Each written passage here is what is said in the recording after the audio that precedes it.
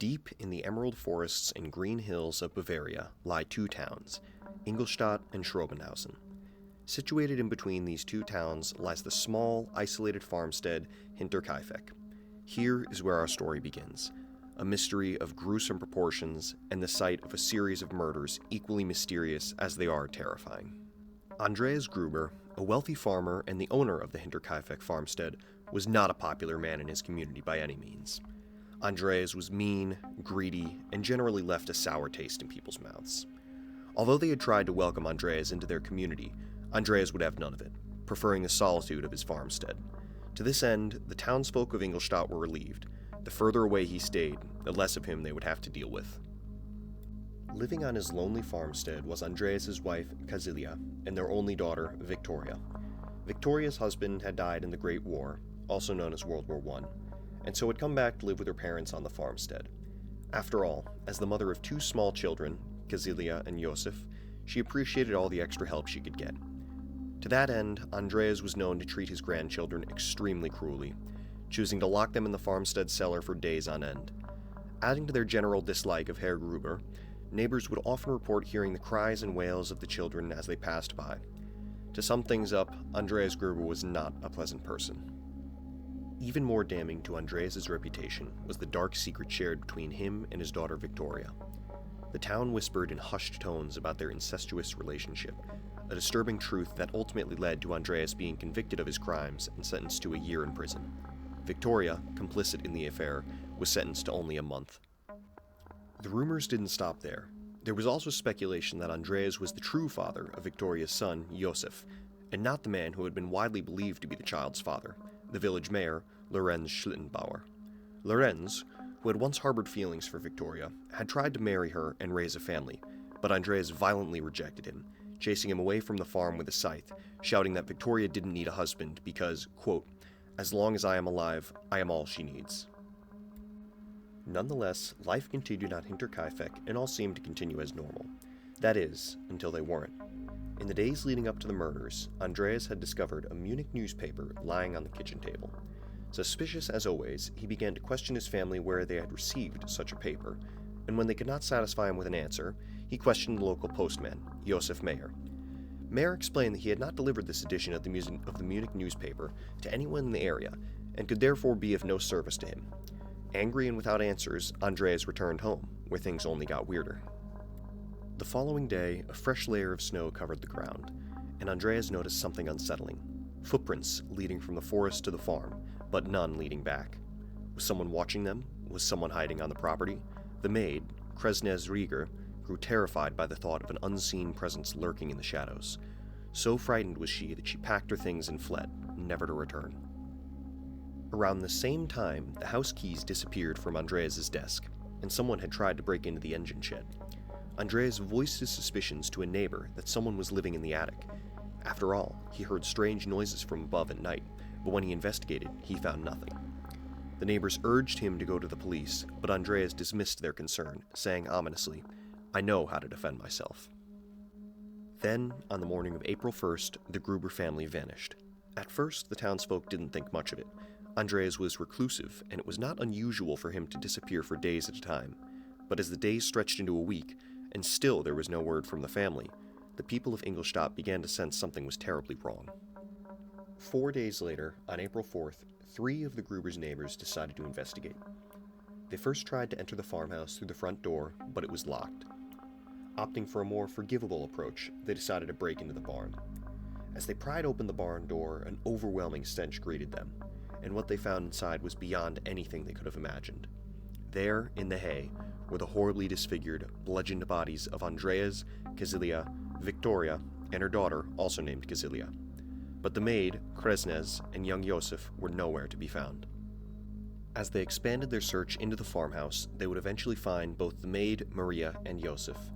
Both had been brutally murdered, their heads crushed in and beyond recognition. The local police were quickly summoned, and an investigation into the brutal murders began.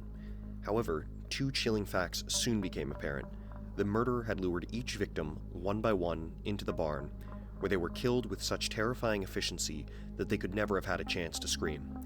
After dispatching of the 4 in the barn, the killer then proceeded to walk into the farmhouse, where he would murder both the maid and young Josef as they slept.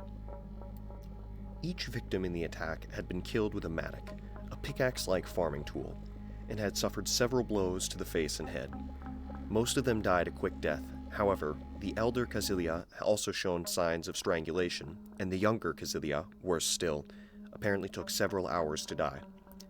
As the pathologists combed over her body, they discovered tufts of hair grasped between her hands, leading to the realization that, as she lay dying in the barn, she had begun pulling out her own hair.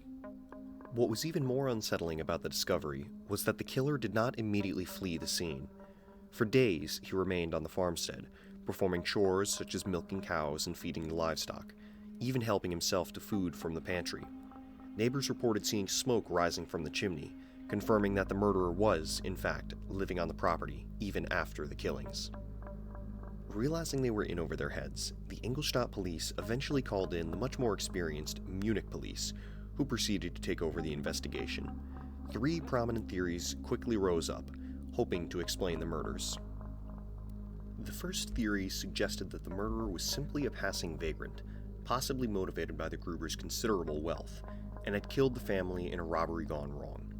This seemed to be supported by the fact that, at around the same time, a man by the name of Josef Bartel, a serial robber who had recently escaped an insane asylum, was in the area. This, however, proved only to be speculation, as no valuables had actually been looted from the Gruber property, and, upon questioning, nothing could tie Josef to the crime. The second theory hoped to pin the blame on Victoria's ex-lover, Mayor Lorenz Schlittenbauer. Schlittenbauer harbored a deep hatred for Andreas, and had clashed violently with him in the past over his relationship with Victoria.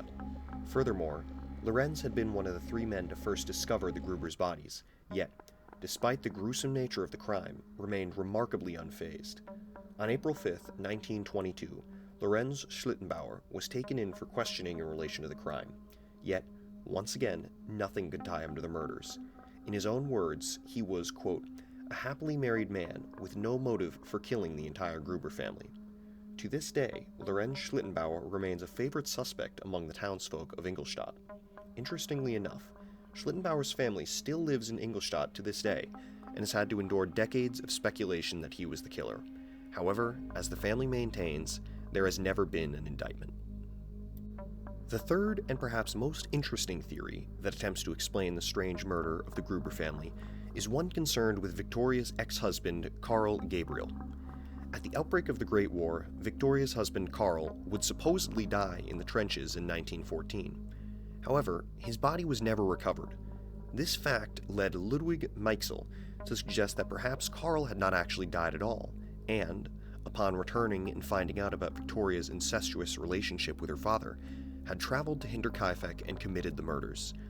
This theory, however, would be thrown out a year later when on December 12, 1923, Karl Gabriel's death would be officially confirmed by the Central Prosecution for War Losses and War Graves, and he was ruled out as a suspect.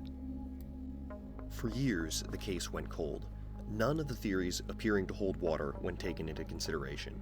That is, until 1941, when an elderly neighbor, Crescencia Mayer, made a deathbed confession to her priest, claiming that her 2 brothers, Adolf and Anton Gump, were the ones responsible for the Hinterkaifeck murders. As she explained, Adolf, her oldest brother, had also been in a relationship with Victoria, and upon learning about Victoria's relationship with her father, he had become so infuriated that he, along with Anton, would plot their murders. According to Crescencia Mayer, Adolf and Anton had first dispatched Victoria and Andreas Gruber, then proceeded to finish off the rest of the family to ensure there would be no witnesses. Ultimately, considering that at the time Germany was embroiled in the Second World War, these claims would not be investigated until 1952, a full 11 years later. By this time, Adolf had been dead for 8 years, and Anton was now an elderly pensioner who vehemently denied the allegations of murder. Although arrested, he would be released shortly thereafter due to a lack of evidence. And so, the mystery remains unsolved, with the grisly details of that night still haunting the people of Ingolstadt. The strange sounds coming from the attic, the unexplained tracks in the snow, and the figure who seemed to wait for the perfect moment to strike, all paint a picture of a cold, calculated killer. Yet, without definitive evidence, the truth remains elusive, locked away in the shadows of Hinterkaifeck. The last official investigation into the murders took place in 1986, but once again, the lack of evidence led to no conclusions. A year after the murders, the Hinterkaifeck farmstead was demolished, and in its place, a monument was erected, along with 6 graves to commemorate the Gruber family and their maid, who all lost their lives those years ago. If you liked that video, please consider leaving a like and a thumbs up, and if you have any suggestions for future videos or ways that we can improve, please leave them in the comments below. With that, thank you for listening, and I hope to see you in the next video.